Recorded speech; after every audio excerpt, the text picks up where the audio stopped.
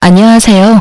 저는 고지식하고 어이없는 시부모와 우유부단하고 시댁만 중요하게 생각하는 남편에게 질려 40대 싱글맘입니다. 고부갈등이라는 단어가 요새 참 흔하기도 하죠.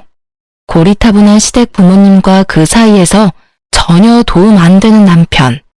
그런 면에서 본다면 저의 결혼 생활은 아들 선호 사상에 찌든 시댁 부모님과 그 사이에서 괜히 분란만 일으키는 남편의 합작이었다고 할까요? 정말 말 그대로 대환장 파티였다고 미리 말씀드리고 싶네요. 남편은 3남매 중 장남으로 시댁의 기대를 많이 받았어요. 그리고 저와의 결혼으로도 저는 시부모의 눈총을 많이 받았죠. 기대가 많았던 장남의 결혼 상대로 평범한 집의 외동딸은 마음에 들지 않았을지도 모르죠. 솔직히 결혼 전에 시댁에 대해 미리 알았다면 결혼하지 않았을지도 모릅니다. 하지만 제게는 딱 하나 믿는 구석이 있었거든요. 바로 남편과 한 약속. 합가는 절대로 하지 않겠다는 이야기를 이미 남편과 결혼 전 다 합의해 놓은 상태였어요. 옛날 분들이고 시골 분들이라 보수적인 면이 있을 거라고 예측은 했었어요. 그리고 남아 선호 사상도 마찬가지고요. 솔직히 애가 언제 어떻게 생길지 모르는 상황에서 그걸 신경 쓸 사람이 어딨겠어요? 애는 나와봐야 아는 거잖아요. 시댁의 두 분은 그런 고지식한 면에 이어 각자의 개성도 충분했어요. 시부는 괴팍하고 입이 험하다는 것과 시모는 무기력하고 사람을 부리기 좋아한다는 점이요. 그래도 최대한 이해해보려 애썼어요. 남편의 부모님이고 저의 가족이 되실 분들이니까요. 그런데 명절에 직접 부딪히게 된 두 분은 정말 남달랐어요. 어떤 면에서 그런가 하면 가족에게라도 가차없다는 걸 보게 됐거든요. 남편은 장남이고 그 아래로 도련님, 막내로는 아가씨가 있어요. 그런데 아가씨가 일찍 결혼해서 딸만 셋을 낳았거든요. 아무리 그래도 본인들 딸이고 손녀면 예뻐해 줄 법도 한데 처음 명절 맞이하는 며느리 앞에서 아가씨 욕을 엄청나게 하더라고요. 게다가 아가씨의 세 딸에게도 참 쓸모없는 것들이라며 이때 제가 받은 충격은 정말 대단했어요. 그리고 생각했죠. 앞으로 내가 낳을 아이들이 딸이면 우리 딸들도 저런 꼴을 면하지 못하겠구나 하고요. 그런 취급을 당해서인지 당연히 아가씨며 도련님이며 시부모님과 사이가 좋지 않았어요. 어느 정도냐면 시부모 생일날에도 오지 않을 만큼요. 제가 시댁 때문에 이혼을 생각한 건 첫째 딸을 낳고 난 뒤였어요. 보통 16주년 아이가 딸인지 아들인지 이야기를 해주는데 병원에서는 돌려서 딸아이임을 이야기해 주더라고요. 그때 시댁에서 신우의 딸들에게 어찌 대하는지가 바로 떠올랐죠. 혹시라도 내 딸이 저렇게 되면 어쩌나. 설마 그래도 손녀딸인데 예뻐하지 않을 리가 없겠지. 수많은 생각을 했는데 역시나 아이를 낳고 시부가 그러더군요. 맏딸은 살림 미천이라니 용서하지만 두 번째는 없다. 지금 시대가 어느 시대인데 딸을 살림 미천이라고 하다니. 그 단어에 저는 순식간에 시댁과 확 멀어진 기분이었어요. 게다가 둘째까지 딸을 낳았을 때는 출산 후 조리도 제대로 못했어요. 조리 중에 시댁에 불려다니기 일쑤였거든요. 게다가 시부의 말들이 버티기가 힘들었거든요. 씨가 잘못된 게 아니면 밭이 잘못된 거 아니겠냐? 어째 연달아 꽝을 뽑아? 꽝. 제 딸들에게 꽝이라는 말까지 하는 시부를 보니 정말 참을 수 없겠더라고요. 결국 저는 큰일이 아니면 웬만하면 시댁을 가지 않게 됐어요. 이혼이라는 게 촉발되는 사건이 큰 거지 보통 살면서 자잘한 것들이 쌓여서 하게 되는 거잖아요. 저도 마찬가지였어요. 시댁의 이런 무지한 매도와 딸들을 향한 나쁜 말들, 그 딸들을 낳은 저에 대한 폭언 속에서 그렇게 이혼에 대한 생각을 계속하고만 있었어요. 그렇게 10년을 지냈죠. 첫째 아이가 학교에 들어갈 무렵 저는 셋째를 임신했어요. 임신을 하고도 마냥 기뻐할 수 없었고 정신적으로 너무 시달려서 그런지 첫째, 둘째 때와는 다르게 입덧이 너무 심해서 힘들었어요. 사실은 임신 사실을 시댁에 알리고 싶지도 않았어요. 또 딸이면 무슨 소리를 들을지 모르니까요. 그런데 16주가 돼서 병원에 가니 이번에도 딸일 것 같다고 하더라고요. 결국 제 임신을 알아챈 시모가 제게 말하더라고요. 너 셋째 임신했니? 병원에서는 성별이 뭐래? 아들이라니? 저는 시모의 그 물음에 입을 꾹 닫았어요. 대답을 할 수가 없었어요. 하지만 침묵이 대답이 돼버렸죠. 또 딸이야? 넌 도대체가 쓸모가 없어. 어떻게 연달아 딸만 낳아? 내가 속상해서 너 옛날 같으면 당장 소방 맞고 첩년 들일 일이야 이거. 그런 말을 하는데 한마디 쏘아붙이고 싶어도 참았어요. 마치 죄인이 된 기분에 정말 더러웠죠. 게다가 옆에 있던 남편은 한마디도 안 하고 제가 그런 모진 말들을 듣는 걸 그대로 듣고만 있었어요. 보통 이쯤에 부모님을 말리지 않나요? 저희 남편은 무신경하게 안 들리는 척 하더군요. 이때 정말 이혼이라는 두루뭉술한 생각이 확고한 자리를 잡아가고 있었던 것 같아요. 그날 저녁 밥을 먹는데 앉은 자리는 가시방석, 먹는 건 모래알이었어요. 당장이라도 박차고 나가고 싶은데 꾹 앉아 있었어요. 밥만 먹으면 집에 갈 거야. 그 생각 하나만으로요. 그런데 밥 먹는 내내 시모는 제가 좋아하는 반찬을 쏙 골라서 저와 제일 먼 자리에 놔둬버리더군요.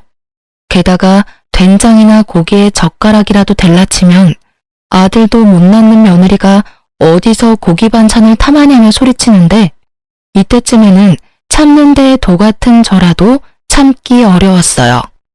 그날 시댁에서 아무것도 못 먹고 집에 와서 치킨이며 피자며 다 시켜서 엄청나게 폭식했었어요. 그렇게 잘 참던 제가 터진 건 어린이날이었어요. 임신한 몸으로 첫째와 둘째를 데리고 어린이날을 맞아 근처 동물원에라도 가려고 했었거든요.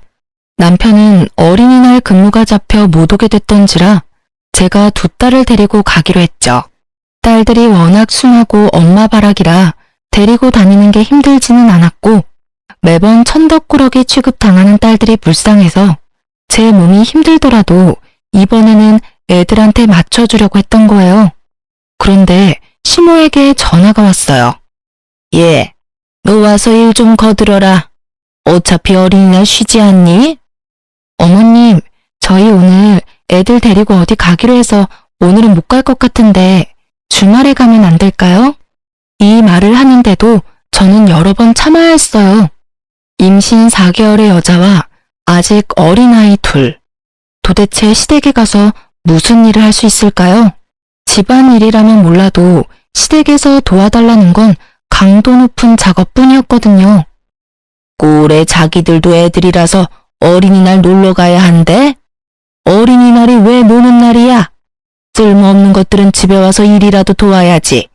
벌써 노는데 정신 팔려가지고. 그리고 너도 마찬가지다. 임신했다고 몸살이나 본데 딸은 낳아도 낳은 게 아니야. 딸만 내리 셋이야. 네가 우리 집에 미안한 마음이 요만큼이라도 있다면 당장 달려와서 일해야지. 진짜 열받아 죽을 것 같은데 내내 저럴 것 같아서 결국은 애들을 친정에 맡기고 시댁에 갔어요. 시모 하는 말이 더 웃겼죠. 거추장스러운 애들은 버리고 왔냐고요. 이때쯤에는 저도 슬슬 열받아서 좋은 말이 안 나오더라고요. 저는 친정에 맡겼다고 이야기했고 시모의 일을 거들었어요. 그러다 무거운 걸 옮기는 일을 하는데 시모가 한마디 하더라고요. 너 진짜 그러는 거 아니야. 네가 딸 낳고 미안한 마음이 있었으면 네가 우리한테 전화해서 몇 번이고 도와드리러 오겠다고 해야 정상 아니니? 도대체가 우리가 꽝을 뽑았어. 다른 집 여자들은 아들만 잘 낳는데 왜 너는 매번... 아휴, 됐다 됐어. 내가 말을 하면 뭐하니? 거기도 치워놔. 무기력하게 누워서 입만 살아 움직이는 시무를 보니 울컥울컥 화가 치밀어 올랐어요. 그것밖에 못해? 넌 집에서 도대체 뭘 배웠어? 이래서 딸 가진 부모가 죄인이라고. 네가 그럴수록 너희 부모님이 욕 듣는다는 생각은 안 하지? 그래도 딸년들 놔두고 온 건 잘했네. 쓸데없는 너희 딸년들한테 줄 밥 여기 없어. 너도 일 끝나면 밥 축 내지 말고 집에 바로 올라가. 알았어? 그 이야기에 완전히 열받은 저는 하던 걸 확 내팽개치고 일어났어요. 어머님, 아무리 그래도 본인 손녀딸들이고 아들의 딸이에요. 어떻게 말씀을 그렇게 하실 수가 있어요? 게다가 제가 왜 죄인이에요? 요즘 세상에 아들, 딸 구별이 웬 말이냐고요. 어린이날 애들 놔두고 이렇게 여기서 일하고 있는 것도 서럽고 저 이제 막 임신 4개월밖에 되지 않은 임산부인데 이렇게 막 부려먹으실 수가 있냐고요. 이런 일이야말로 학대고 어머님이 하신 말씀이야말로 폭언이죠. 싹 수 없는 것을 봤나? 네가 지금 나한테 대든 거야? 아이고, 나이 들면 별의별 꼴 다 본다더니 딱 그 짝이구먼.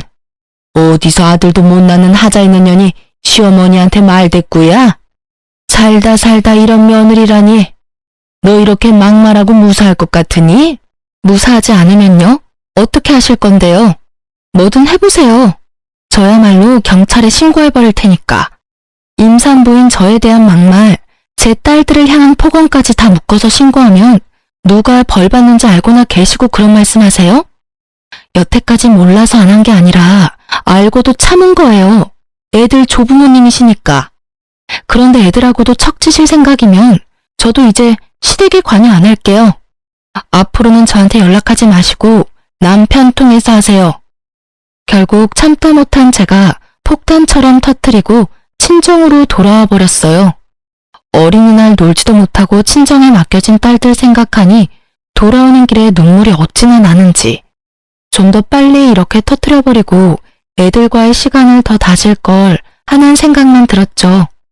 그렇게 그날은 친정으로 돌아가 친정 부모님과 딸들과 함께 늦게나마 근처 놀이공원에 갔어요. 야간 개장을 하니 그나마 다행이었죠.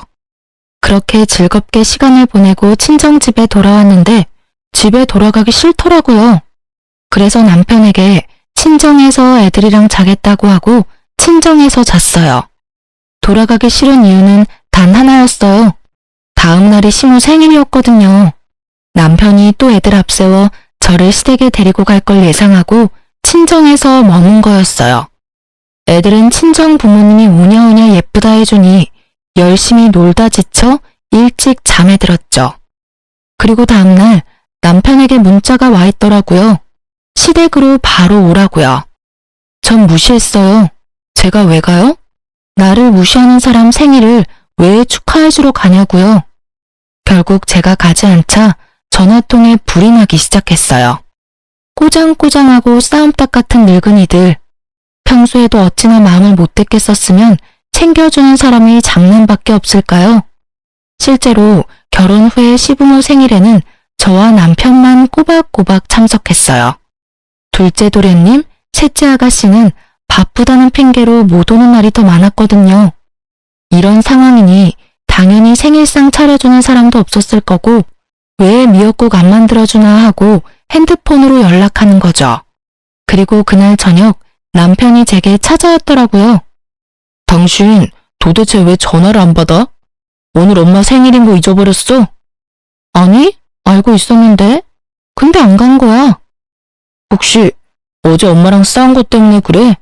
그런 거면 당신이 좀 이해해 줬어야지. 옛날 분이시잖아. 당신한테 그런 말 하는 거 하루 이틀 일도 아니고 그냥 참고 넘어가면 되는데 왜 긁어 부스럼을 만들어? 나만 갖고 그러면 이해해. 근데 당신은 당신 딸들도 똑같이 쓸모없는 취급 당하는데 그러면 참고만 있어? 난 그렇게 못해. 그리고 어제 어린이날이었지? 당신 없이 4개월 된 임산부 혼자서 애 둘 데리고 놀러 가는 거면 당연히 시댁에서도 이해해줘야 하는 거 아니야? 왜 우리 딸들은 어린이날에 제대로 놀지도 못하는 건데 그것도 당신 엄마 때문에. 여태껏 당신이 중간에서 중재 안 해줘도 나 혼자 여태 잘 참았어. 근데 남은 게 뭐야? 우리 애들 그리고 나 쓸모없다는 꼬리표만 잔뜩 달았지? 아주 좋겠어? 마누라며 딸이며 모욕적인 말 다 듣게 만들어 놓고 혼자만 쏙 빠지는 아빠라서 제 말에 남편이 한숨을 푹 쉬더라고요. 한숨 쉬지 마. 지금 여기서 한숨 쉴 사람이 누군데 당신이 한숨을 쉬어? 난 내 딸 그따위 취급밖에 안 하는 사람들 부모로 인정 못해. 그러니까 시댁 부모님 모시고 싶으면 자기 혼자 모셔. 나 이제 앞으로 행사 있어도 안 갈 테니까. 결국 제 입에서 그 말이 나오고서야 남편이 사과하더군요. 미안해. 앞으로 내가 중간에서 잘해볼게. 나도 우리 딸들 소중해. 그러니까 오늘은 집에 돌아와. 남편이 뒤로 보이는 친정엄마, 아빠에게 고개를 꼬박 숙였어요. 장인어른, 장모님, 죄송합니다. 저희 집 사정 때문에 이렇게 힘들게 해드려서. 아니, 우리는 손주들이랑 시간 보내서 좋았네. 바쁘면 우리한테 애들 맡겨도 되니 걱정 말게. 결국 남편 말에 저는 아이들과 집으로 돌아왔어요. 일단 남편의 곁에 돌아오긴 했지만 시댁과의 골은 더 깊어졌죠. 솔직히 아무래도 상관없었어요. 이제 상관 안 하기로 했으니까요. 그런데 살다 보니 가족이라는 이름만으로 엮이게 되는 일이 있더라고요. 그건 호적을 파지 않는 이상 따라오게 되어 있으니까요. 임신 8개월쯤 친정아버지가 좀 아팠어요.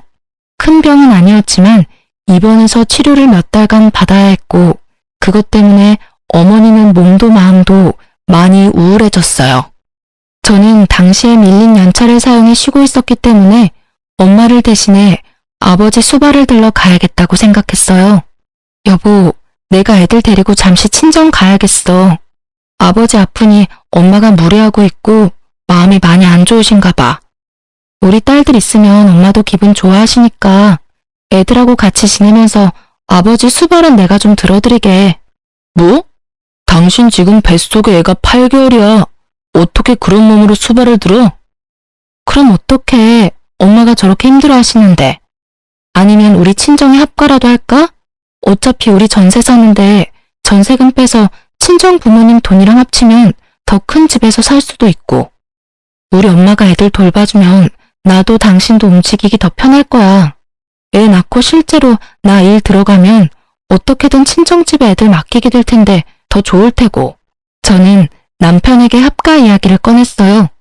아버지도 아프시고 어머니도 안 좋은 상황에서 제가 생각할 수 있는 가장 편한 방법이었죠.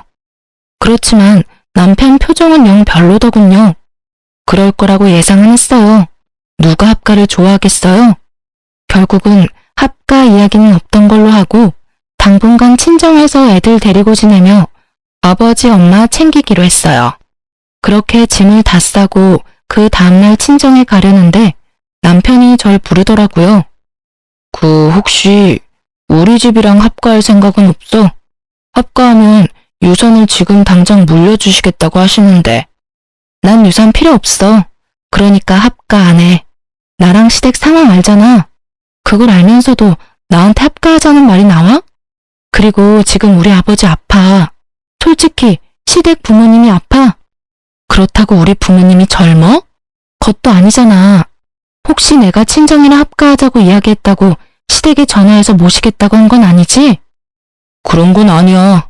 그냥 우리도 이제 목돈도 좀 만질 때도 됐고 애 태어나면 돈 들 것도 많은데 어떤 식으로든 도움을 받으면 좋잖아. 돈은 내가 벌 거야.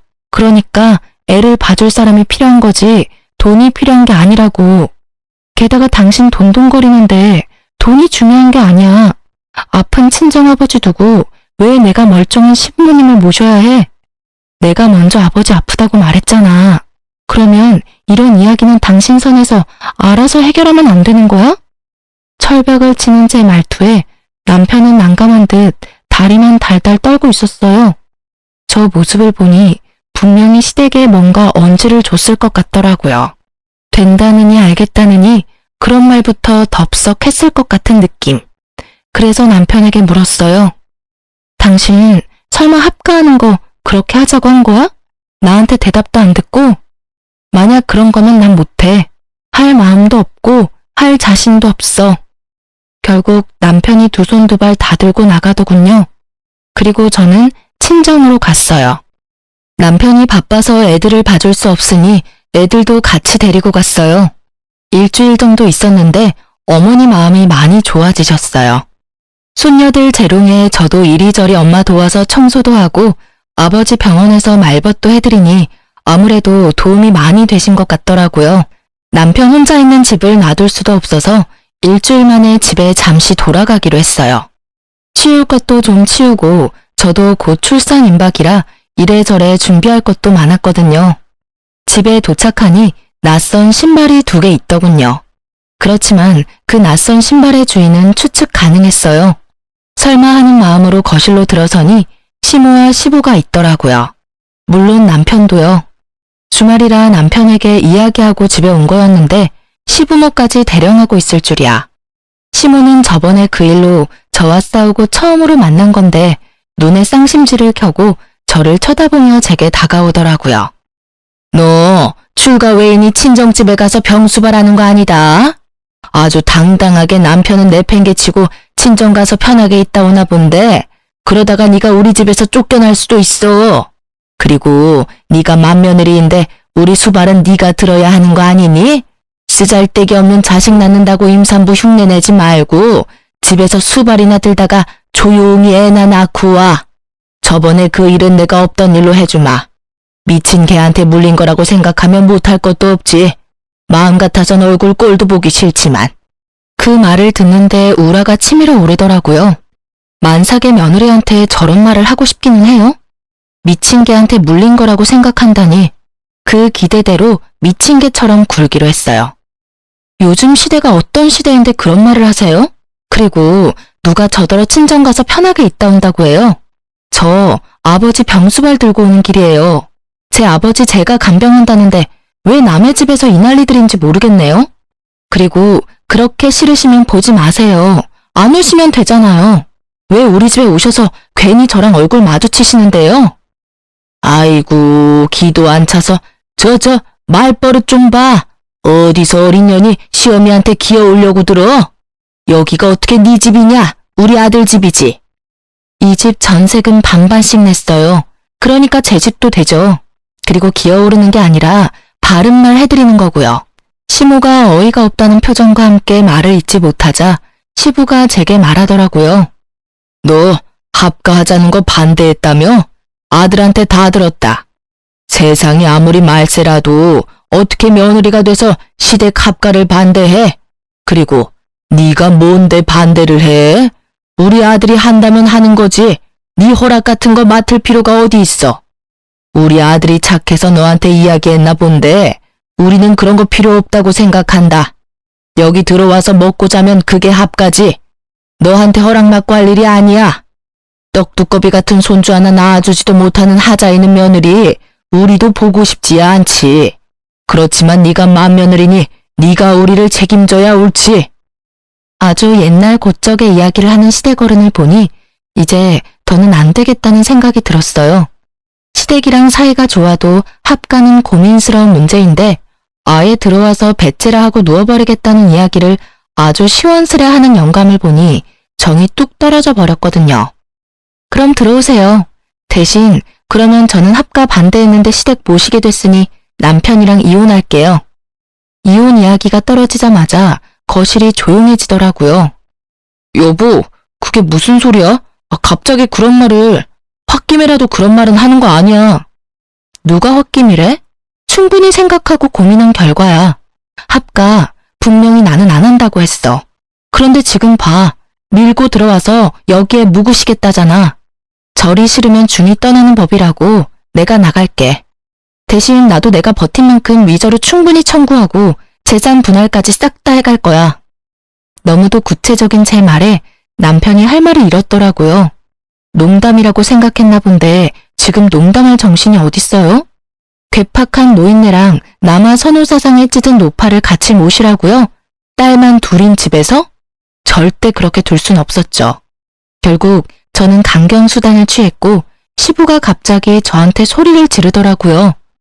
어디서 이런 년이 튀어나와서는 네가 우리 아들 인생에 오점을 남기겠다는 거야? 이 망할 년이 어디서 시어른들이 보는 앞에서 이혼을 우는 애? 그래, 네가 이혼하겠다고 하면 여기 있는 사람이 무서워라도 할 줄 알아? 어디 수발 들기 싫어가지고 잔머리를 쓰는 거야? 잔머리 아니고 제 진심이에요. 합가하실 거면 이혼할 겁니다. 저 더 이상 양보는 못해요. 결혼하고 10년 가까이 두 분 폭언과 제 딸들을 향한 모욕적인 언사에도 남편 하나 보고 참았어요. 그런데 그 남편이 지금 제 등에 비수를 꽂았잖아요. 분명히 합가 안 된다고 했는데도 부모님이 여기 와 계시니까요. 그러니까 이혼하는 거예요. 여보, 잠깐만 기다려봐. 너무 앞서 나갔어. 당신 이런 사람 아니잖아. 좀 더 신중하고 차분한 사람인데 왜 이렇게 갑자기 흥분해서 난리야? 그리고 당신 이제 곧 있으면 출산이야. 그 몸으로 무슨 이혼을 생각해? 셋째는 아빠 얼굴도 못 보고 자라게 할 거야. 그것 때문에 지금까지 질질 끌어온 거지. 그거 아니었으면 나 당신이랑 애초에 이혼했을 거야. 그리고 내 출산에 대해 굉장히 깊이 배려하는 것처럼 보이는데 그럴 거면 이 합가를 애초에 당신이 막았어야지. 방금 어른들 말씀 못 들었어? 딱 봐도 딸 낳은 나한테 몸조리고 뭐고 시집살이부터 시키실 것처럼 보이잖아. 당신 눈에 그게 안 보인다면 당신이 날 조금도 생각하지 않는다는 게 되겠지. 그러니까 내가 출산을 원활히 하길 바란다면 차라리 그냥 여기서 이혼해줘. 나는 저기 계시는 두 분은 절대 수발 들면 못 사니까. 야, 너 뭐가 그렇게 잘나서 남편을 잡아? 오냐, 이혼하면 누가 무서울 것 같아? 이혼해. 우리도 너 필요 없어. 어디 아들도 못 낳는 물건 주제에 우리도 아들 낳은 다른 여자 데리고 와서 대이으면 돼. 너 같은 거 집 나간다고 해서 눈썹이라도 하나 꿈쩍할 줄 알았어? 그 꼴로 이혼하고 어련히 잘 살겠다. 나중에 가서 후회해도 소용없어. 쓸모없는 건 시아버지 수발이라도 들게 하려고 했더니만. 그래, 가. 네 얼굴 안 보는 게 차라리 속 편하겠다. 시모의 악에 바친 소리에 저는 남편에게 눈빛을 보냈죠. 봤냐? 남편이 슬그머니 제 눈을 피하더군요. 나는 이런 사람들 있는 데서 딸 키우고 싶지 않아. 딱 봐도 딸 교육에 무조건 안 좋을 거라는 거 보이잖아. 근데 왜 넌 자꾸만 나를 이혼이라는 선택을 하게 만들어? 그러니까 이혼해. 우리 애들 양육권하고 친권은 내가 가져갈 거니까 양육비 낼 준비나 하고. 지금 이 집 나가면 당장 변호사 찾아갈 거야. 여보, 제발, 이게 무슨 일이야? 아니, 합가하자고 이야기 한 번 했다고 이혼이 어디 있어? 그리고 딸들은 또 무슨 죄야? 우리 이혼 때문에 끌려다닐 애들이 불쌍하지도 않아? 네가 언제부터 딸 생각했다고 그래? 딸 생각을 했으면 딸들이 당신 부모님들한테 부조리하게 매번 욕 얻어먹을 때 지켜주기라도 했었어야지. 그저 아무것도 안 들리고 보이지 않는 사람처럼 굴 때는 언제고. 그리고 합가 이야기 한 번에 내가 이혼하겠어? 여기 봐, 당신 부모님들. 아예 그 이야기 기정사실로 만들려고 우리 집에 떡하니 와 계시잖아. 그리고 내가 말했지, 아버지 아프다고. 아버지 다 낫고 나서 말했으면 이렇게까지는 안 됐겠지.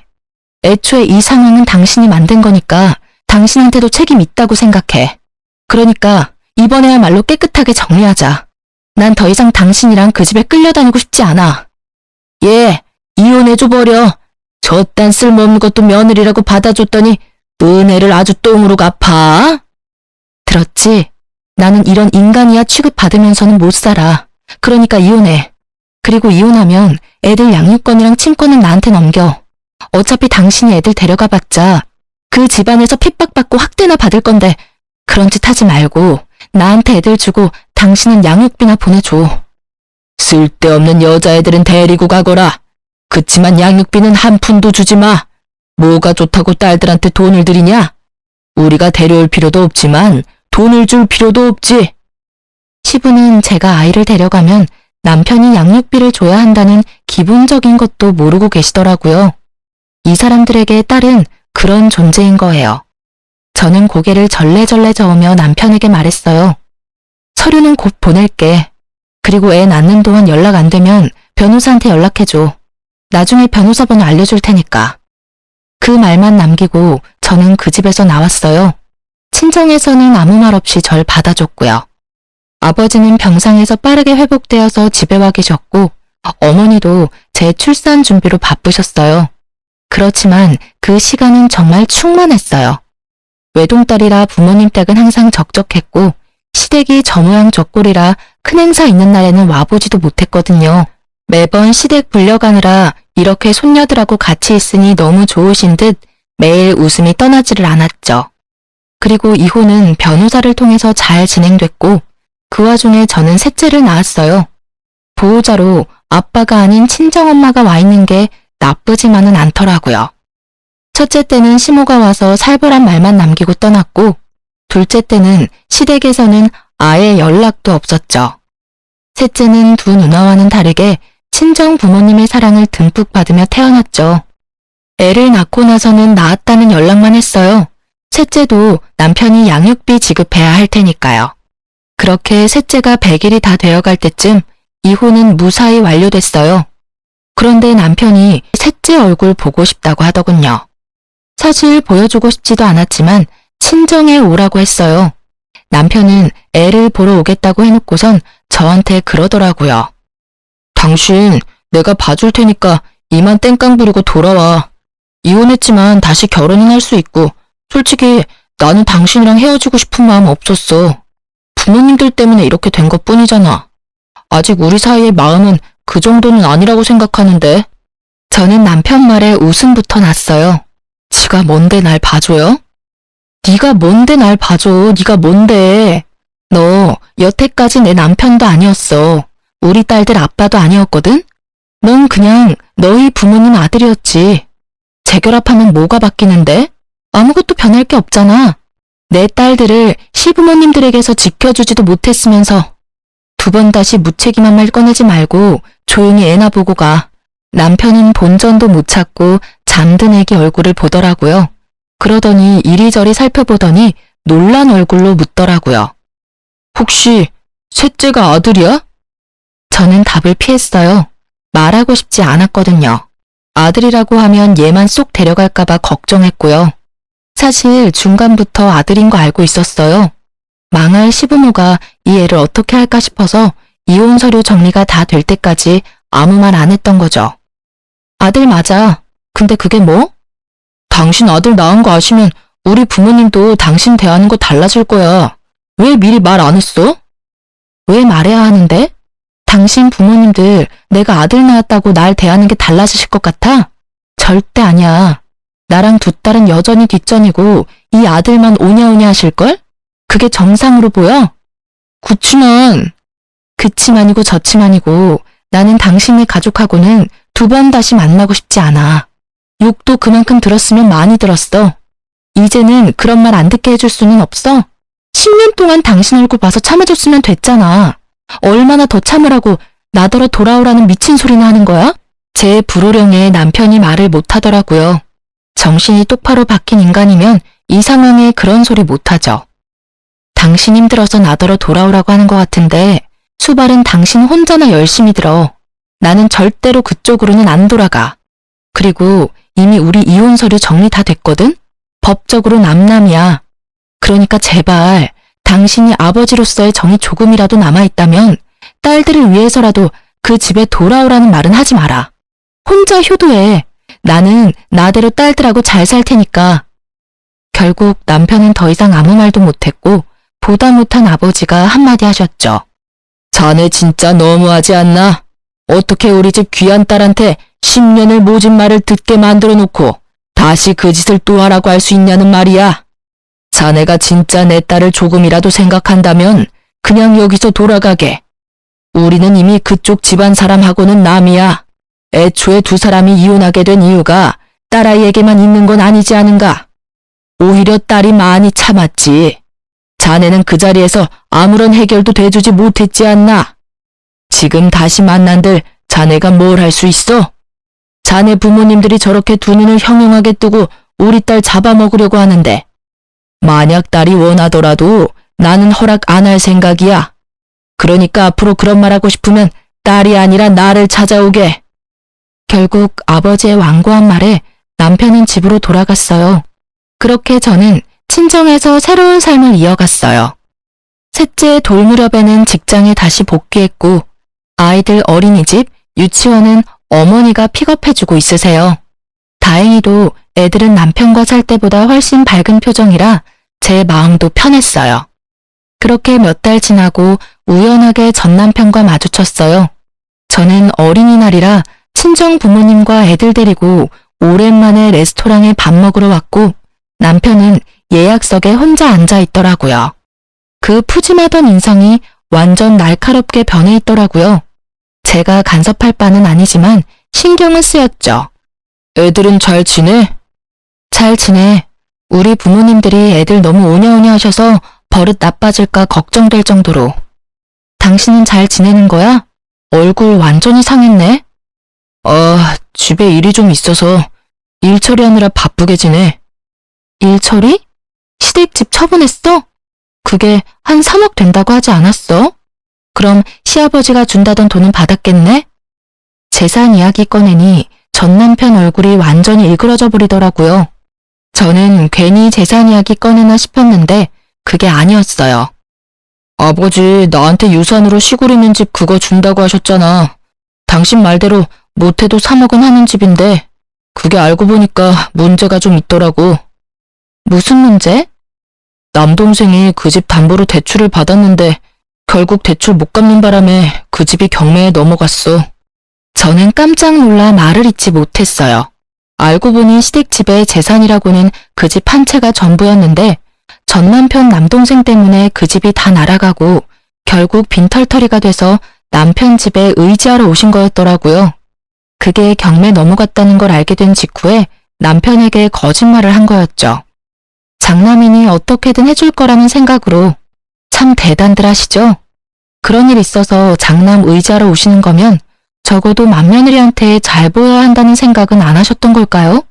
하긴 평소에 워낙 점수를 많이 까먹은 분들이라 그렇게 하셨어도 받아주지는 않았겠지만 결국 시부가 자기한테 거짓말한 거 알고 남편 완전 노발대발해서는 동생에게 담보 받게 해줬으니 동생한테 가라며 시부모 내쫓았대요. 남편도 돈이 없기는 마찬가지였거든요. 저와 이혼하면서 재산 분할 때문에 지금 살고 있는 집의 전세금 반을 저한테 돌려줘야 했거든요. 집을 잃을 순 없으니 일단 시부 집을 팔아서 나온 돈으로 제게 전세금 반을 주려고 했던 모양이에요. 그런데 집이 경매로 넘어가 있으니 완전히 허탈해진 거죠. 그 상태에서 시부모는 장남이 자기들 모셔야 하는 거 아니냐며 저한테 했던 그대로 남편을 들들 볶아대기 시작했고 결국 열받은 전 남편이 시부모를 쫓아내버린 거죠. 그럼 두 분은 당신이랑 같이 있는 게 아니야? 동생이 집 얻어준 모양이야. 근처 단칸방에. 동생네도 사업 망해서 지금 대출 못 갚아서 파산 직전이라 집 내놔야 한다더라고. 그래서 이래저래 일이 좀 많았어. 둘이 이야기하는데 시부모님이 오시더라고요. 저는 마주치고 싶지 않아서 몸을 돌리려는데 저를 알아보고는 불이 나게 달려오더니 애부터 보시더라고요. 애 옷이며 신발에 아들 티가 나다 보니 시부모가 흥분해서는 저한테 따지더라고요. 너 셋째 딸이라더니 아들이었어? 아들이면 우리가 데려와야지. 네가 왜 데리고 있어? 우리 집안 대를 이을 아들을 말도 안 하고 애 데리고 있으려고 했어? 거의 아이를 빼앗으려는 시부를 보고 결국 전 남편이 일어났어요. 그만 좀 하세요. 애들 보는 앞에서 이게 무슨 추태예요? 전 남편 말대로 멀리서 두 딸이 안절부절 못하고 저를 바라보고 있더라고요. 저는 웃어주며 괜찮다고 말했어요. 친정아버지가 달려오려는 걸 친정엄마가 겨우 막고 계셨고요. 내가 뭘 잘못했어? 아들이면 당장 우리가 데려와야지. 그래도 마지막에 쓸만한 짓을 했네. 아예 쓸모없는 물건인 줄 알았더니 어서 이리 다오. 우리 손주 한번 안아보게. 이미 이혼했고 저희는 남남이에요. 오늘은 우연히 마주친 거고. 남편은 이미 셋째에 대한 친권도 양육권도 다 그때 포기했어요. 그러니까 애한테 손대지 마세요. 저는 아기띠에 매달린 아이를 감싸고 시부모를 쏘아봤어요. 네가 그런다고 우리 핏줄이 남의 핏줄이 될 것 같으냐? 쓸데없이 힘 빼지 말고 손주나 내놔어요. 아버지, 또 이러시면 다음부터는 생신이라도 안 올 거예요. 그리고 친권 양육권 포기한 건 우리라서 애 마음대로 못 데려와요. 두 분 다 원하셨잖아요. 그건 딸인 줄 알아서 그렇지. 아들인데 왜 우리가 못 데려와? 법이 그렇다고요. 모르시면 가만히 계세요. 둘째 때문에 그렇게 당하고도 또 이렇게 경거망동하실 거예요. 앞으로 저도 안 보고 싶으신 거냐고요.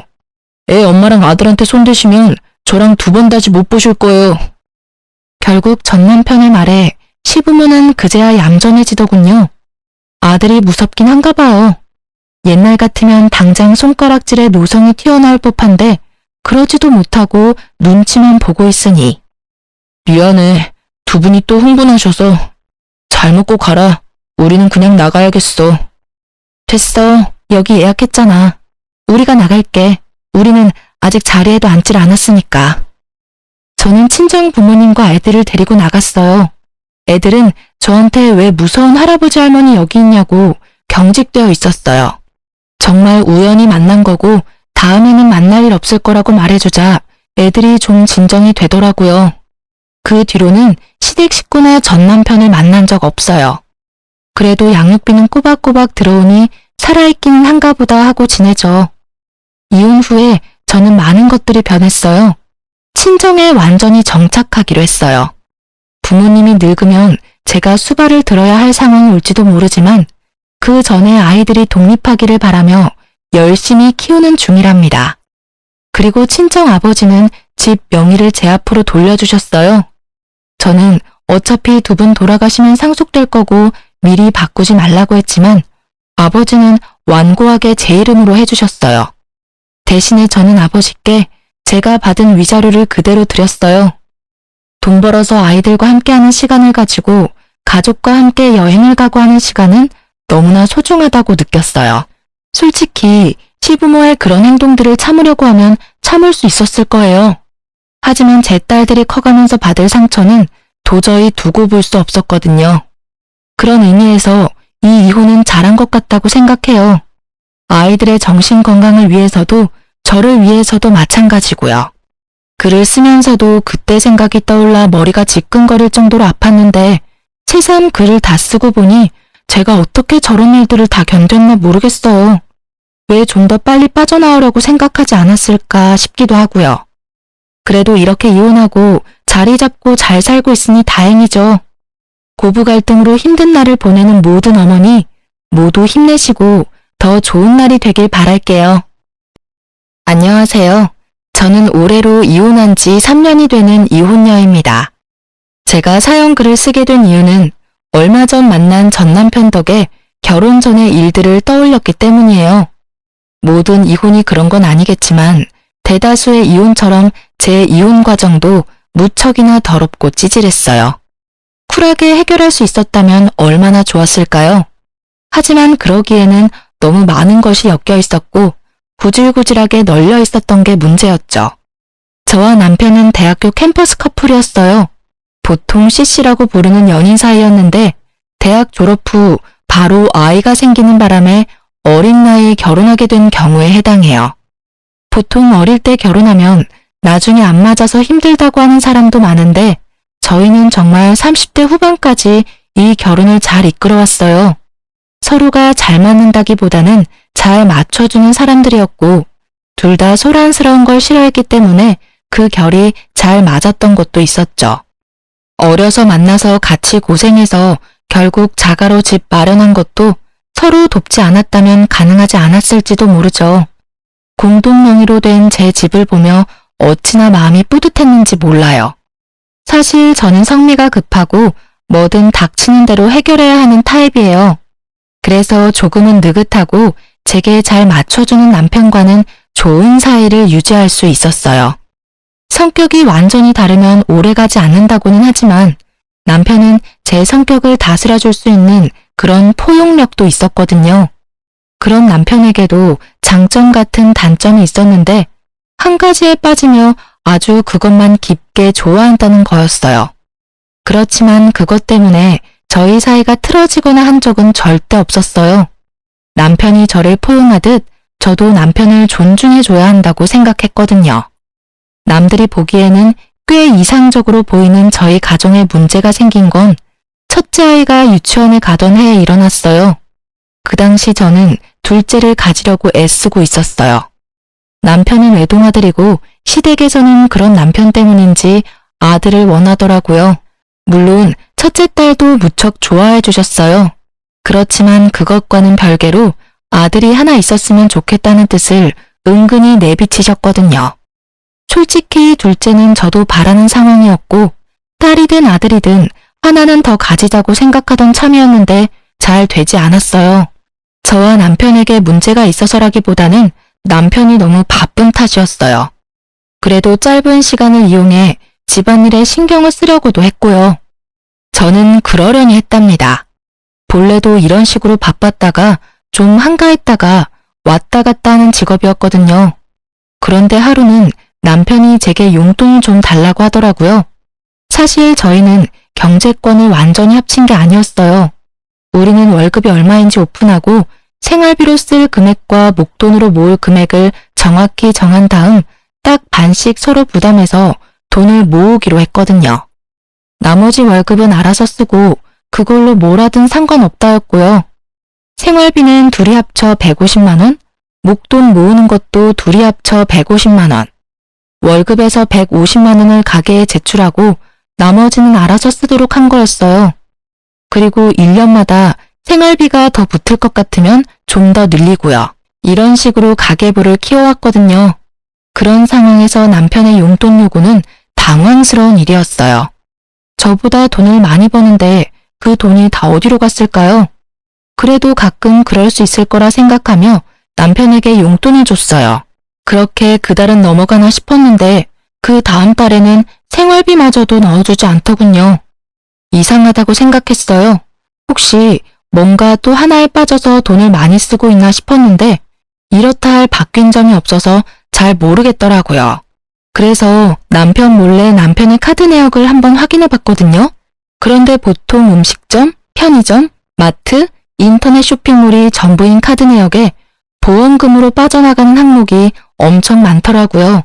금액대도 높아서 순간 당황했죠. 남편은 결혼 전에 보험을 2개 가지고 있었어요. 자동차 관련 보험 제외하고요. 하나는 실손이고 하나는 질병 진단비 나오는 보험이었는데 갑자기 듣도 보도 못한 보험이 비슷한 시기에 여러 개 가입이 되어 있더라고요. 보험을 들면 보험 서류가 있을 테니 혹시나 싶어 안방에 보험 관련 서류 넣어두는 파일을 꺼내서 살폈어요. 역시나 최근에 작성한 보험 서류들이 몇 개나 되더군요. 거기서 발견한 게 이 보험을 설계해준 설계사의 명함이었어요.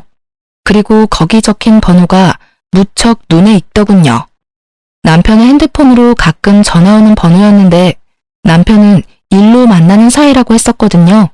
그런데 보험 설계사와 보험 청구할 일도 없는데 그렇게 자주 연락할 일이 없잖아요. 그때 살짝 그런 생각이 들었어요. 남편이 이 여자한테 호구 잡힌 건 아닌가 하는 생각이요. 게다가 전화 받을 때마다 저 듣지 못하도록 옷방에서 받고 오고 솔직히 여태껏 남편이 한눈을 판 적이 전혀 없었고 그런 기미도 없었기 때문에 저도 마음을 놓았던 건지도 모르죠. 증거도 없고 아무것도 없는 데다가 남편 카드 내역에도 모텔 같은 내역은 없었기에 저는 미리 그런 불미스러운 일이 일어나지 않도록 미리 남편에게 이야기하기로 했어요. 싹은 애초에 잘라버리는 게 좋으니까요. 저는 그날 남편을 기다렸어요. 탁자 위에는 남편 보험 가입 서류들과 보험 설계사의 명함을 탁 올려놓고요. 그날따라 일찍 돌아온 남편은 절 보더니 깜짝 놀라더라고요. 뭐해? 여기서? 당신 기다렸어. 나 좀 볼까? 많이 바쁜 일이야. 나 좀 씻고 밥도 좀 먹고 나서 들으면 안 될까? 안 돼. 이거 듣고 씻고 밥 먹어. 저는 남편을 맞은편에 앉도록 했어요. 저는 서 있었죠. 남편을 아래로 내려다보면서 고압적인 자세가 남편을 위축하게 만들었는지 아니면 이 공기가 평소와 다르다고 느꼈는지 저를 힐끔힐끔 쳐다보더니 탁자 위에 놓인 서류 더미로 눈을 옮기고는 화들짝 놀라 다시 날 쳐다보더라고요. 거기서 약간의 확신을 더 얻었죠. 내가 결혼하기 전에 절대 용서 못하는 거 이야기해줬는데 혹시 기억나? 아니, 기억 안 나는데. 나는 바람 피는 남자는 절대로 용서를 못해. 단 한 번이라도 들키면 나는 모든 관계 정리하고 남보다 더 못한 사이로 지낼 거라고 그때 이야기했어. 남편이 제 말에 대한 답을 못 찾더라고요. 그러더니 겨우 한마디 했어요. 근데 그게 지금 여기서 왜 나와? 나 바람 피운 거 없는데? 그래, 당신이 바람 피웠으면 나는 여기 있지 않았을 거야. 당신이 아직 바람을 피운 것 같지는 않으니까 여기 있는 거지. 이 보험 왜 들었는지 말해볼래? 오, 다 필요해서 가입한 거야. 일하던 사람들이 이런 거 저런 거 알려준 게 많아서. 정리하고 추가하다 보니까 좀 많아졌고. 나는 당신이 보험을 몇 개를 들던 얼마를 들던 솔직히 상관없어. 그런 부분 터치하지 말자고 경제권은 완전히 합친 게 아니니까.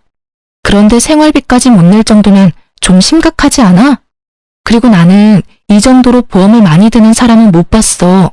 한 달에 거의 100만 원 가까이 나가는 것 같은데 당연히 몇 개는 해지해야 하는 거 아닐까? 가입한 지 얼마 안 돼서 가입 기간을 좀 유지해줘야 하는데. 보험 설계사랑 엄청 자주 연락하더라. 연락처 저장 안 하면 내가 모를 줄 알았어? 전화번호 뒷자리 이미 외워뒀는데 명함에 있는 전화랑 똑같더라고. 가입이 다 끝났는데 왜 연락을 유지해? 둘이 무슨 사이야? 혹시 썸 타니? 그런 거 아니야. 그냥 궁금한 게 있어서 연락하는 거지. 자기가 생각하는 그런 거 절대로 아니야. 아니라서 다행이네. 내가 여기서 확실하게 경고하겠는데 혹시라도 당신 바람 피우려면 나랑 이혼을 각오하고 펴.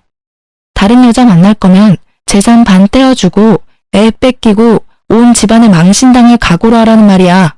알아들었어? 알아들었어. 근데 진짜로 나 그런 거 아니라니까.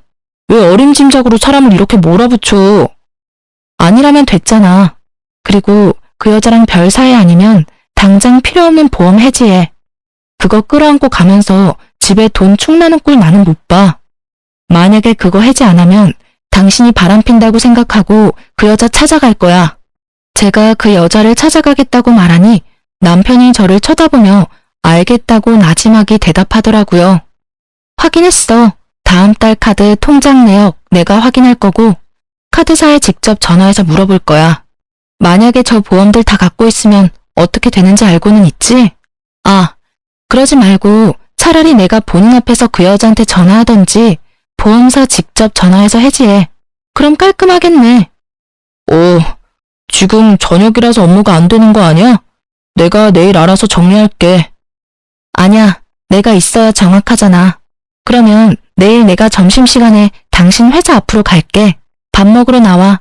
밥 먹는 김에 처리하면 되지. 그럼 되겠지? 남편은 제 말에 반박도 하지 못하고 고개만 끄덕였어요. 그리고 그 다음날 점심시간에 저는 남편 회사로 찾아갔어요. 저와 남편 회사가 그리 멀지 않아서 가능한 일이었고 저는 오후 반차를 쓰고 나온 거라 시간이 넉넉했거든요. 그렇게 식사 자리에서 저는 남편에게 전화를 하라고 시켰어요. 누가 봐도 하기 싫은 거 억지로 하는 얼굴로 남편이 보험회사에 전화해서 가입한 거 다 해지한다고 하더군요. 그리고 몇 개 해지를 하고 나서야 저는 방긋 웃어줬어요. 체할까봐 말 안 했는데 이제 밥 먹으라며 남편에게 식사를 권했어요. 그런데 식사가 끝나갈 무렵에 남편에게 전화가 오더라고요. 남편이 황급히 전화를 끄는 걸 보니 그 여자인 것 같더라고요. 저는 남편에게 손을 내밀었어요. 핸드폰 줘. 왜? 전화 안 받아도 돼. 받으면 왜 해지했냐 다시 넣어라. 그런 말만 할 거야. 내가 알아서 받을게. 아니, 그러니까 더더욱 내가 받아야지. 당신이 하기 힘드니까. 내가 해주면 더 좋잖아. 그리고 관계도 확실히 해야 하고. 그래도 남편이 핸드폰을 주려 하지 않자 저는 제 핸드폰을 꺼내서 그 여자의 번호를 찍었어요. 당신 폰으로 안 되면 내가 내 폰으로 전화할게. 결국 남편은 죽상인 얼굴을 한 채로 전화를 걸더군요. 저는 남편의 손에서 폰을 뺏었어요. 전화를 하자마자 곧 여자 목소리가 들렸어요. 오빠, 갑자기 보험을 해지하는 게 어딨어. 오빠 해지해서 지금 내가 얼마나 곤란한지 알아? 오빠라는 단어가 참 열받게 들리긴 처음이었어요. 누군데 남의 남편에게 오빠라는 단어를 쓰는지. 오빠 아니고요. 그 오빠 안 사람이에요. 남편 보험금이 너무 많이 나와서 제가 해지시켰어요. 그러니까 앞으로 보험 가입 권유하지 마세요. 누구시라고요? 와이프요. 그쪽이 오빠라고 부르는 사람 와이프. 그리고 두 분이 얼마나 친밀한 관계인지는 모르겠지만 연락은 적당히 해주세요.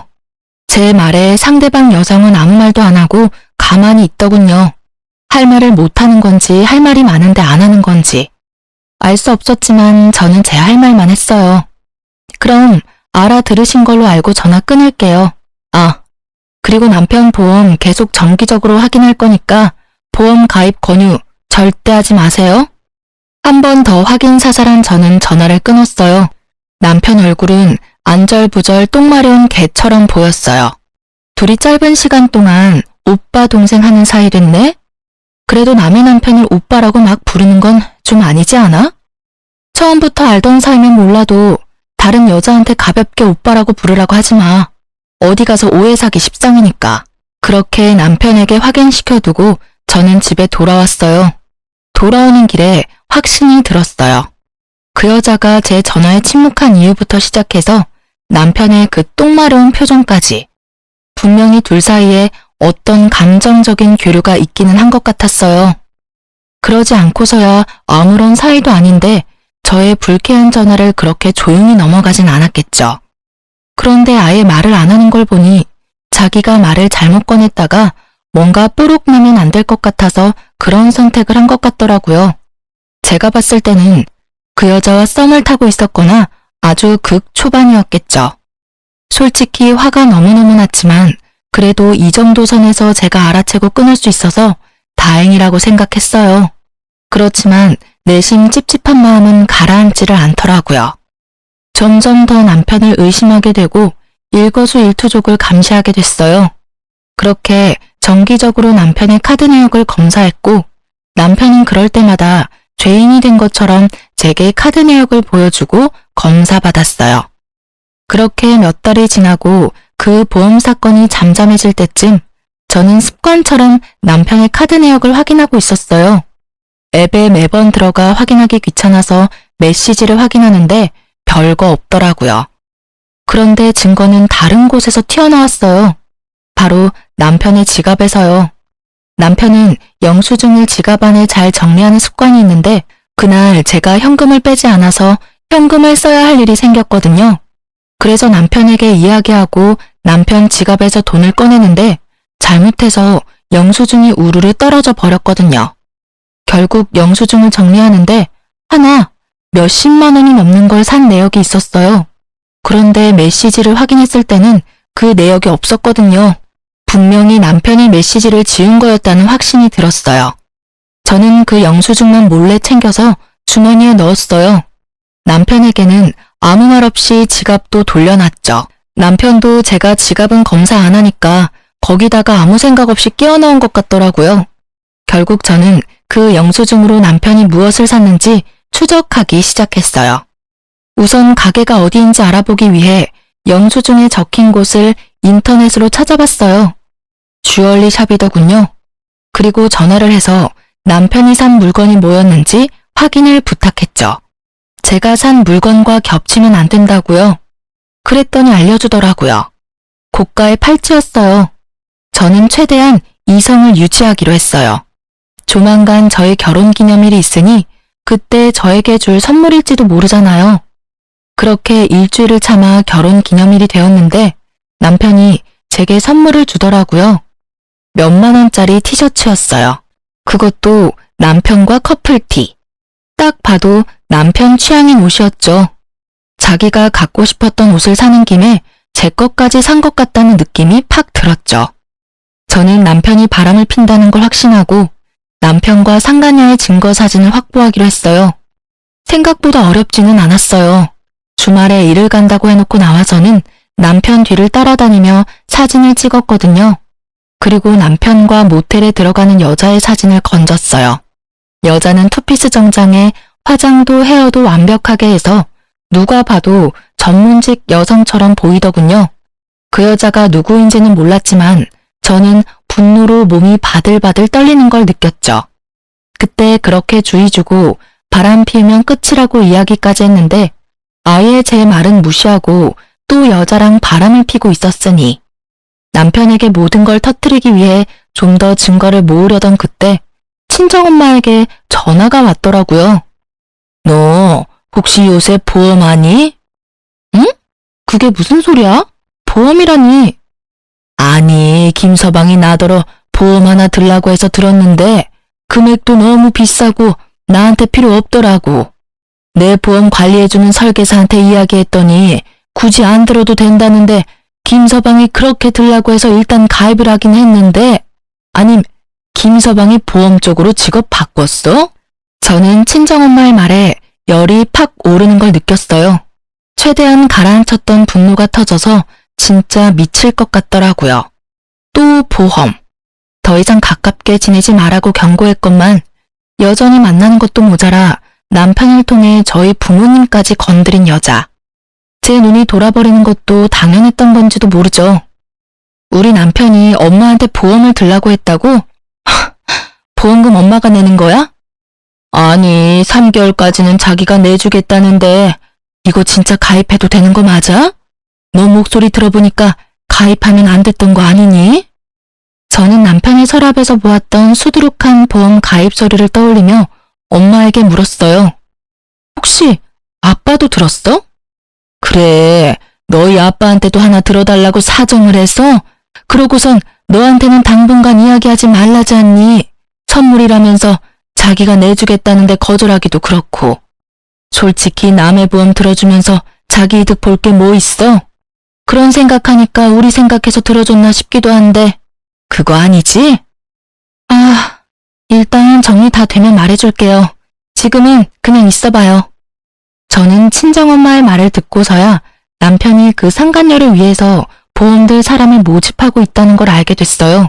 그 여자는 돈 벌고 남편은 그 여자랑 만나서 즐기고 자기 보험은 해지당하니까 주변 사람들을 끌어들이는 꼴이 아주 꼴불견이다 못해 정신나간 놈처럼 보였어요.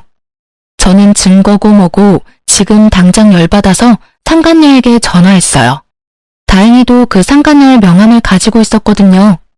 당장 나오라는 제 말에 지금 당장은 안 된다며 바쁘다는 이유로 도망치려고 하더라고요. 제가 직접 회사로 찾아가겠다니 결국 나오겠다더군요. 그렇게 상간녀와 마주쳤어요. 무슨 일로 보자고 하셨는지는 모르겠지만 저는 이제 그쪽 남편하고 관련 없어요. 관련이 없어요? 저는 당신이 우리 남편 만나고 있다고 확신하는데. 아니라니까요. 왜 제가 고객을 만나요. 제가 보는 고객이 얼마나 많은데. 그분은 그 중에 한 분이세요. 제발 저한테 그런 억측으로 몰아붙이지 마세요. 그래요? 그럼 얼마 전에 60대 노부부 보험 들어준 거 있죠? 우리 남편 통해서. 그거 해지 좀 해주실 수 있나요? 저희 부모님은 그거 필요 없거든요. 보험 해지는 제가 임의대로 못하죠. 그건 당사자가 하는 거예요. 그리고 그건 따님이라도 강제하실 수 없어요. 필요하니까 들었겠죠. 여하튼 저는 이렇게 개인적으로 만나서 당신하고 할 이야기 같은 거 없는 사람이에요. 앞으로는 이렇게 부르지 마세요.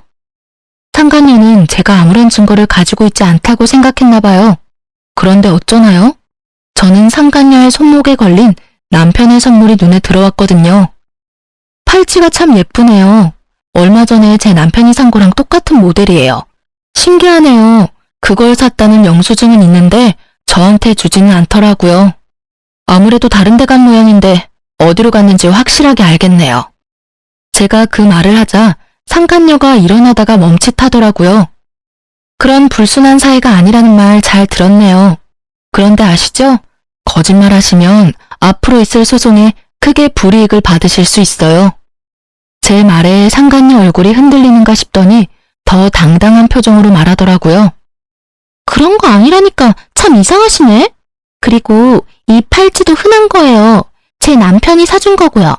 그 팔찌는 남편분한테 여쭤보는 게 더 빠르지 않을까요? 그렇게 말하고는 빠르게 카페를 빠져나가더라고요. 제가 손에 뭘 쥐고 있는지도 모르고. 아주 이 순간만 모면해 보려고 무리수를 쓰는 모습을 보니 괘씸하더라고요. 당장 죄송하다고 절대 그런 짓 이제 안 하겠다고 해도 내가 용서해 줄까 말까인데. 저는 증거를 들고 집에 갔어요. 이미 남편이 먼저 집에 도착해 있더군요. 그리고 얼굴이 굳어 있었어요. 분명히 상간녀가 남편에게 언지를 줬던 모양이에요. 그 얼굴 보니까 그 여자가 당신한테 전화했나 봐. 참 빠르다. 그렇지? 제 말에 남편은 바로 무릎을 꿇더라고요. 미안하다라는 말을 할 줄 알았어요. 그리고 그 생각이 맞았죠. 그런데 그 뒷말은 제 생각과는 무척이나 달랐어요. 미안해 여보. 하지만 내가 그 여자를 너무 사랑해. 당신이 나랑 이혼해주면 안 될까? 내가 다 정리하고 다 자기 원하는 대로 해줄게. 그러니까 그 여자랑 나랑 이루어지게만 해줘. 이게 무슨 개소리인지 저는 무심코 뒤통수를 한 대 맞은 기분이었어요. 아니, 자다가 남의 다리 긁는 기분이었죠. 미안하다는 말 뒤에는 응당 절대 그러지 않겠다가 나와야 하는 거 아닌가요? 그런데 그 여자를 사랑하니 헤어지게 해달라니. 야, 이 새끼야. 네가 지금 그걸 말이라고?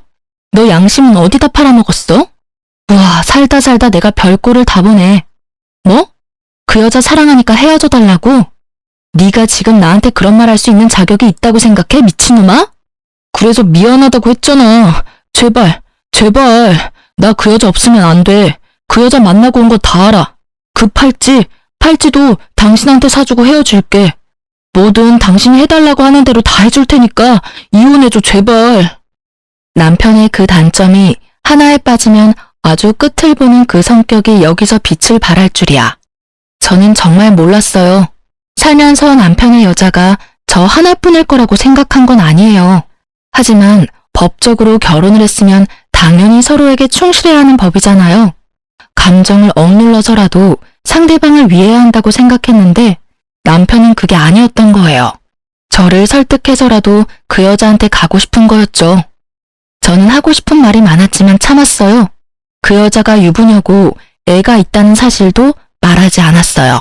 이혼하고 싶다고? 제발? 진짜 이제는 정말 지친다. 네가 나한테 사과와 용서를 빌 걸 예상했지. 이런 걸 예상한 건 아닌데. 그래, 이혼해주면 넌 어떻게 할 건데? 그 여자랑 결혼할 거야? 난 그럴 마음이 들었기 때문에 당신한테 이혼해달라고 한 거야. 그러니까 당신이 나를 양보해주면 안 될까? 그리고 당신도 다른 남자 만나봐야지. 우리 대학 때 사귀어서 여태껏 다른 사람 만나본 적 없잖아. 지금 내 마음을 뛰게 만드는 사람이 나타났는데. 그만하라고. 네 연애사 듣고 싶은 마음 아니거든? 너 나랑 결혼할 때도 그런 말 하지 않았어? 애까지 딸린 유부남이야. 당신 제발 정신 좀 차리라고. 이혼을 해주면 잘 될 것 같아? 그거 네 착각이야. 그 여자가 너랑 똑같은 마음이라는 건 네 착각이라고. 제가 그렇게 말해줘도 남편은 들은 척도 하지 않더라고요. 오히려 자기 말이 맞는다며 철석같이 믿는 모습을 보니 이제는 돌리기엔 너무 늦었다는 생각이 들더라고요. 이런 미친놈을 데리고 살아봐야 내 인생만 피곤해질 거라고 생각했어요. 너 진짜로 나랑 헤어지고 후회할 생각 없지? 경고하는데 나는 이혼하면 재결합이나 번복은 안 해. 그거 알고도 네가 그렇게까지 말한다면 알았어. 내가 너랑 이혼해줄게. 너를 위해서가 아니라 나를 위해서 이혼하자. 대신 내가 원하는 거 다 해주기로 한 거 잊지 마. 많이 안 바래. 재산 반으로 분할하고 애 친권 양육권은 내가 가져갈 거야. 그리고 위자료 내놔. 그때 내가 이야기했지? 그럴 각오로 바람 피웠을 테니 위자료까지 싹 다 받아갈게. 남편 얼굴에 화색이 돌더군요. 솔직한 말로 이혼 안 해주고 남편을 계속 괴롭혀주고 싶었는데 남편이 그 여자 상황을 모르는 것 같으니 그냥 이혼하기로 한 거였어요. 이혼하고 자기 마음대로 아무것도 되지 않으면 이중으로 고통받을 테니까요.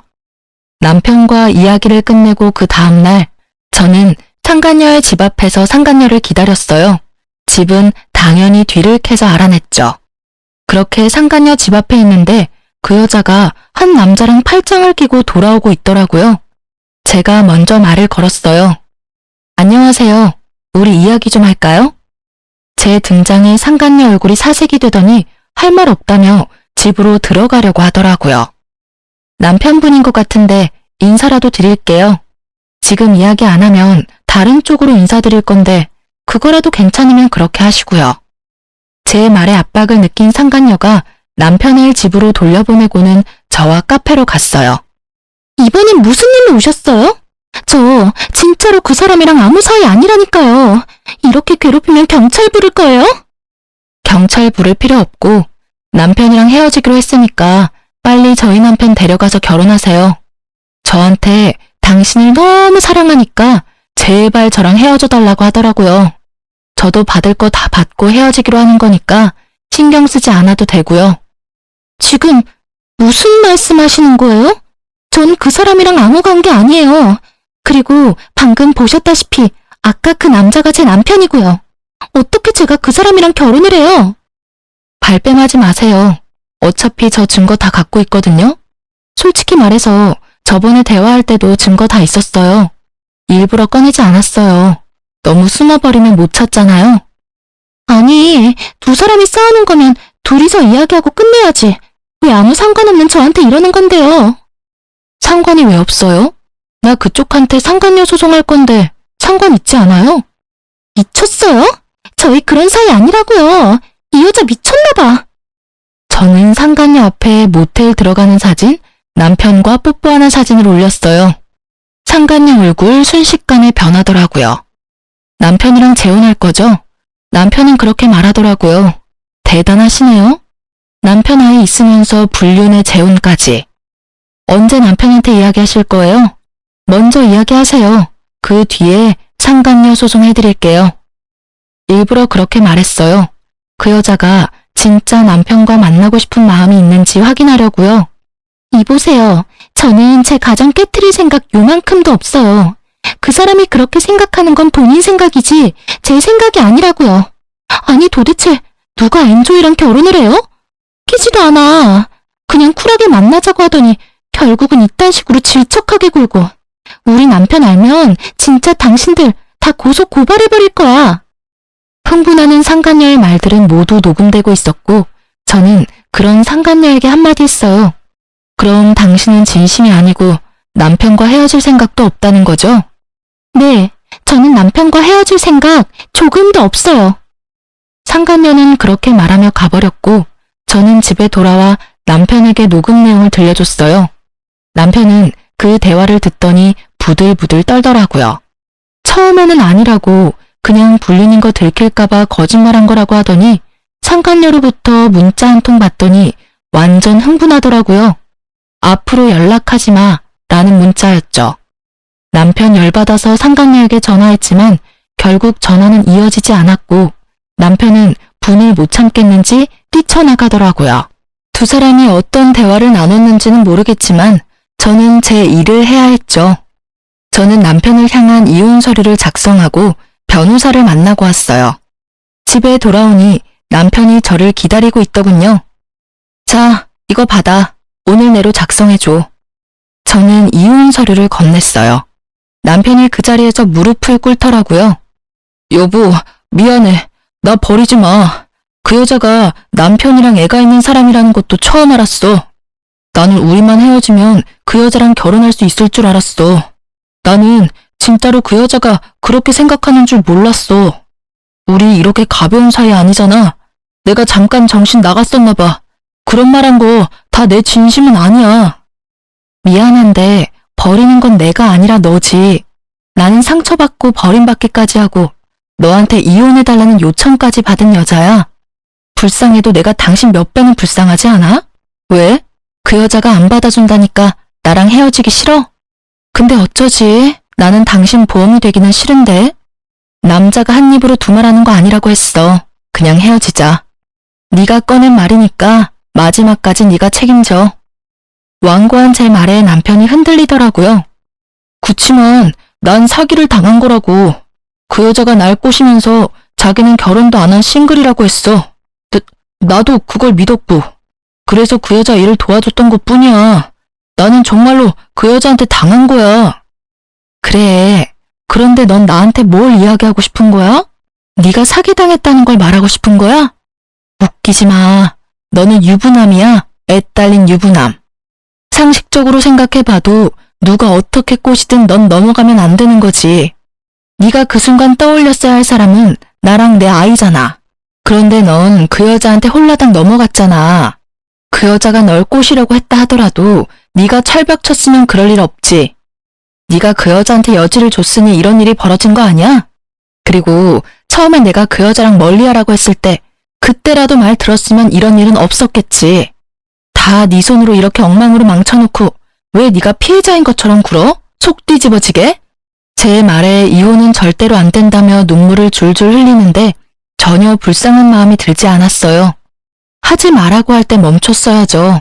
제 말에 귀 기울이지 않고 결국은 보란듯이 당한 걸 왜 남 탓을 하는 건지. 유책 배우자는 당신이고 나는 당신한테 이미 모든 믿음이 사라졌어. 그런데 왜 결혼을 유지해야 해? 이번 일로 깨달았어. 당신은 한 번 빠지면 헤어나오지 못하는 사람이라는 거. 나한테서 이미 마음 떴을 텐데 내가 왜 널 만나? 그냥 이렇게 깔끔하게 헤어지자. 당신이 하고 싶다는 것처럼. 그때 말했던 것처럼 재산 분할, 양육권, 친권 다 내가 원했던 대로 해줘. 그리고 위자료도. 당신 입으로 꺼낸 말이니까 그 정도는 지켜주겠지. 그게 싫으면 소송해. 어차피 소송해도 내가 이길 거니까. 차가운 제 말투에 돌아올 수 없는 강을 건넜다는 걸 남편이 실감했는지 망연자실한 눈으로 저를 보더라고요. 그러더니 이내 벌떡 일어나더니 어디론가 가더군요. 저는 남편은 신경 쓰지 않고 남편 주변 친인척들에게 전화부터 했어요. 남편 통해서 보험 든 거 있으면 해지하시라고. 필요한 거면 갖고 있어도 되는데 불필요한 건 해지하셔도 된다고 했어요. 전화를 돌려보니 친정어른 2분, 시댁어른 2분에 본인 가족 중에 고모, 삼촌, 조카들까지 싹 다 들어줬더군요. 결국 그분들도 다 보험을 해지했어요. 그렇게 저는 집에서 짐 정리를 하고 있었어요. 이 집에 애착은 있었지만 남편놈과 함께 지내고 싶은 마음은 눈꼽만큼도 없었거든요. 짐 정리하는 도중에 전화가 오더군요. 그 상간녀였어요. 여보세요? 당신 남편 좀 데리고 가요. 왜 여기 와서 이 난리를 피우도록 만들어요? 제가 그 남자랑은 진지한 사이 아니라고 말했잖아요. 그런데 왜 우리 집까지 찾아와요? 흥분한 채 말하는 상간녀에게 저는 코웃음을 쳐줬어요. 다 자기가 스스로 만든 업보인 걸 누구 탓을 하는 건지. 이렇게 보면 남편이나 이 여자나 똑같은 족속들이에요. 저는 모르는 일이에요. 이미 저랑 이혼 서류 작성했고요. 집에 찾아갔으면 잘 달래서 돌려보내시면 되잖아요. 남자 후리는 거 잘하면서 그 정도도 못해요? 여태까지 단물 쓴물 다 빨아먹었으면서? 누가 단물 쓴물 다 빨아먹었대요? 그리고 이혼 서류 작성했어도 당신이 와이프잖아요. 여기 와서 빨리 이 사람 좀 데리고 가요. 저희 남편한테 이야기하겠다면서 협박하잖아요. 그건 그쪽이 알아서 하셔야죠. 남편에게 들키기 싫었으면 그런 짓을 하지 말았어야지. 재미 볼 건 다 봐놓고 나중에 와서 이러는 거 너무 웃기다고 생각하지 않아요? 그것도 불륜남 와이프한테 전화해서 무슨 하소연할 게 있다고? 그래도 들켰으니 차라리 다행이네요. 저도 상간녀 소송 곧 진행할 거라서요. 집으로 보내드릴까 회사로 보내드릴까 고민 중이었거든요. 그래도 이미 들켰으니 집이 낫겠죠? 제 말에 상간녀는 씩씩거리는 소리만 낼 뿐 대답 하나 제대로 못하더군요. 아니라고 몇 번을 말해요. 지금 당장 저 남자 데리고 가라고. 결국 소리를 꽥 지른 상간녀에게 저도 소리를 질렀어요. 이게 어디다 대고 명령질이야? 네 알아서 하라고. 당신이 만든 거잖아, 이 모든 상황이. 왜 나한테 지랄이야? 나한테 괜히 열내지 말고 열심히 네가 싼 똥이나 치워, 이 상간녀나. 앞으로 이런 시답잖은 일로 절 귀찮게 굴면 나까지 거기 가서 깽판 치는 수가 있으니 2번 다시 연락하지 마. 알겠어? 남편은 저에게 거절당하고 화가 나서 상간녀 집을 찾아간 모양이더라고요. 결국 상간녀 남편이 알게 된 건지 핸드폰 너머로 남자의 목소리가 들리는데 아주 난장판이더라고요. 욕설이 난무하고 여자는 아니라며 사정사정하고 남편은 보란듯이 증거사진 보라며 난리고 그 혼란스러운 상황이 너무도 귀에 쏙쏙 들어오더라고요. 이왕이면 직접 눈으로 보고 싶었는데 딱 제가 바랐던 그림이었거든요. 남의 가정 파탄내놓고 자기 가정 지킬 수 있을 거라 생각했다면 그거야말로 오산이죠. 그렇게 저와 남편은 무사히 이혼했답니다. 남편은 저와 이혼하면서 그렇게 울었어요. 왜 우는지 모르겠더라고요. 지가 이혼하자 해놓고 피해자인 척 다하는 그 모습이 아주 불쾌하게 느껴질 정도였죠. 그렇게 저는 받은 돈으로 아이와 살 집을 구하고 이래저래 바쁘게 살았어요. 남편 생각은 전혀 나지 않을 정도로요. 둘이 잘 살기라도 했으면 열받아서 더 생각났겠지만 아예 파투난 걸 봐버리니 그냥 보고 싶지 않은 생각만 들었죠. 그러다 얼마 전 우연찮게 전 남편을 만났어요. 별거 아닌 일이었고 아이와 관련된 일 때문이라 만났어요. 못 보던 사이에 몸집이 2배가 됐더라고요. 살이 엄청 쪄 있길래 이유를 물으니 스트레스로 인한 폭식 때문에 살이 좀 쪘다고 하더라고요. 그래서 요즘은 어떻게 지내? 새로운 사람은 만나고 다녀? 새로운 사람? 이 꼴로? 나 그 여자한테 당한 이후로 여자는 안 믿어. 특히나 직업적인 걸 핑계로 다가오는 사람은 다 못 믿어. 그 여자랑 결혼했을 줄 알았는데 결국은 당신도 혼자 됐네. 그 여자는 이혼당했다는 이야기 들었어. 뭐 서로 이혼한 처지끼리 만날 수도 있잖아. 잘해봐. 죽고 못 사는 사이였는데. 그 여자가 나한테 한 짓을 생각하면 진짜 신고해도 모자랄 정도지만 나도 내가 나쁜 짓을 했다는 걸 알고 있으니까 참는 거야. 그 여자 얼마 전에 나한테 찾아와서 뭐라고 했는지 알아? 내가 자기 인생 엉망으로 만들었으니까 책임지라면서 왔더라. 보험 해지되어서 급여 환수 당한 것도 모자라서 이혼까지 당해서 완전 빈털털이 됐더라고. 남편한테 위자료 지급해야 하는 것도 있고 너한테 위자료 지급해야 하는 것까진 있는데 결국 돈은 못 버니 나한테 온 거지. 진짜 끝까지 파렴치하고 정신 나간 여자야. 어떻게 나한테 올 수가 있어? 나한테 어떤 짓을 했는데? 그래도 너 엄청 빠졌었잖아. 이혼해달라고 나한테 부탁할 정도로. 내가 미쳤던 거지. 그 여자가 뭐가 좋다고 그런 짓을 했는지. 당신하고 이혼한 게 내 인생에 가장 미친 짓이었다고 지금도 생각해. 그 여자만 아니었으면 평범하게 행복하게 살았을 텐데. 나한테 와서 책임지라고 난리쳤을 때 진짜 한 대 안 때린 내가 대단하다 싶을 정도야. 너는 절대 안 받아준다고 그 위자료들 갚고 싶으면 혼자서 갚으라고 말하고 내쫓아버렸어. 그 뒤로도 전화 오고 찾아오고 하더니 내가 스토커로 신고하겠다고 하니까 결국 안 오더라고. 전 남편 이야기 듣고 있으니 사랑하던 사이가 돌아서면 남보다 못하다는 말이 딱 떠오르더라고요. 그렇게 좋아서 둘이 붙어먹고는 나란히 나락으로 떨어진 꼴을 보고 나니 그날 저녁밥이 어찌나 맛있던지. 게다가 남편 말로는 저랑 이혼하고 나서 친척분들한테 욕을 엄청 얻어먹었다고 해요. 멀쩡한 조강지쳐 놔두고 바람 피워놓고는 결국 보험 사기꾼한테 휘둘렸다고요. 전 남편은 한바탕 푸념을 털어놓고는 아이 한 번 안아주고 나갔어요. 바람 한 번 정도는 용서해줘도 되지 않았냐고 제게 이야기하는 사람도 있었어요. 다들 그렇게 참고 산다고요.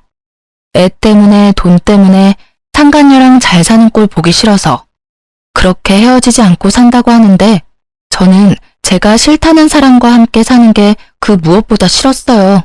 엄밀히 따지면 제가 싫다고 한 거 아니었어요. 그 여자가 좋다고 한 거였지.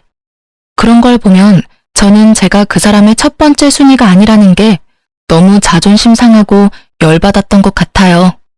만약 이 인간이 다시 나에게 돌아온들 또 어디선가 운명 같은 여자를 만나 빠지게 될 줄 모르잖아요. 한 번 일어났던 일이 2번 일어나지 말라는 법은 없으니까요. 살다 보면 무디게 되겠지만 받은 상처는 사라지지 않고 남게 되고 그 상처를 낸 원흉을 보면 또 생각나고 되뇌이고 그렇게 살 자신이 저에게는 없었어요. 그냥 눈앞에서 보이지 않아야 제 상처가 나을 것 같았어요. 그리고 이렇게 이혼하고 나니 상처가 헤집어지지 않더라고요. 가끔 생각나면 따끔거릴 뿐이지. 이혼 후의 과정이 쉽지는 않았어요. 이혼하고 몇 년쯤 지나니 사람 만나보려는 연락도 점점 많아지고 있어요. 사람을 만나고 싶지만 다시 이런 일을 겪을까봐 무서워요. 그래서 좀처럼 용기를 내지 못하고 있는 것이기도 하죠. 그래도 제 곁에서 저를 지켜주는 사람들이 있어서 저는 오늘도 충실하게 하루를 살아가고 있어요. 전 남편과의 만남으로 떠올린 제 이혼 이야기 어떻게 재미있게 들으셨나 모르겠네요. 많은 분들이 즐거운 하루를 보낼 수 있기를 바래요.